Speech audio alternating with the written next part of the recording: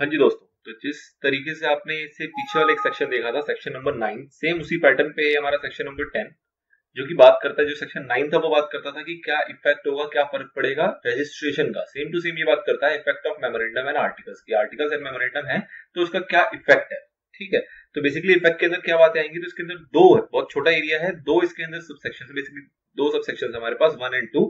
1 के अंदर कुछ 3 बातें बता रहा है, 2 के अंदर एक बातें बता रहा है। इन चार पॉइंट्स जो आपको पता होने चाहिए, जो कि केस स्टडी के अंदर, बेसिकली केस स्टडी के फॉर्म में आपके एग्जाम में पूछे जा सकते हैं कि इफेक्ट क्या होता है मेमोरेंडम या आर्टिकल का with reference to section number 10।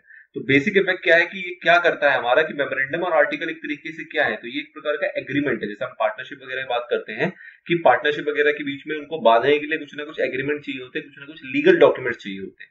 तो सेम फॉर्म में जो मेंबर है और जो कंपनी है, उनको आपस में बांधने के लिए हमें कुछ लीगल डॉक्यूमेंट चाहिए, और उस लीगल डॉक्यूमेंट का नाम होता है यहाँ पे मेमोरेंडम एंड आर्टिकल्स। ठीक है, तो इसका आपका सबसेक्शन 1 है जो कि कहता है कि बेसिकली क्या करता है, ये एमओए और एओए के बेसिस पे क्या करता है कि कंपनी को बताता है कि कंपनी कब कब लाइबल होगी मेंबर के लिए, मेंबर कब कब लाइबल होगा हमारा कंपनी के लिए। और थर्ड पॉइंट कि आपस में कभी भी एक मेंबर दूसरे मेंबर के लिए कभी भी लाइबल नहीं होंगे, किसी भी एक्टिविटी के लिए एक मेंबर दूसरे मेंबर के लिए लाइबल नहीं होगा। तो ये 3 इफेक्ट ये बता रहा है। नंबर 1 इज कंपनी लाइबल होगी मेंबर्स के लिए।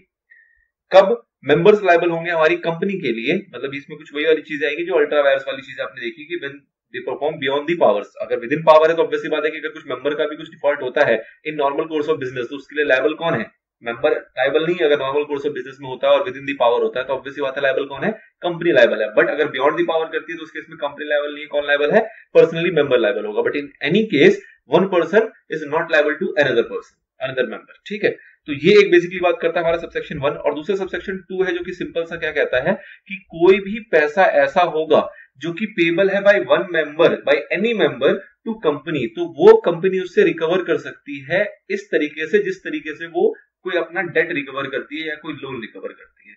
मतलब इसका एग्जांपल इन्होंने दिया हुआ है क्या, कि अगर सपोज करो कॉल्स इन अरियर होता है तो कॉल्स इन अरियर को रिकवर करने की पूरी पावर रखती है कौन, हमारी कंपनी, उस तरीके से फोर्सफुली जिस तरीके से वो अपने किसी लोन की उधारी वगैरह रिकवर करती है। ठीक है, तो ये बात करता है कौन सा, हमारा सबसेक्शन 2। तो ये छोटा सा एरिया है, जनरली केस स्टडी के अंदर ऐसे सवाल की चर्चा होती है, अदरवाइज ज्यादा इंपॉर्टेंट कभी भी क्वेश्चन के फ्रेमवर्क में नहीं पूछा जाता है। ठीक है, तो अब अगले सेक्शन की शुरुआत करेंगे आपके साथ नेक्स्ट सेपरेट एरिया में, सेपरेट वीडियो के अंदर। इसमें इतना ही था, शॉर्ट एंड सिंपल।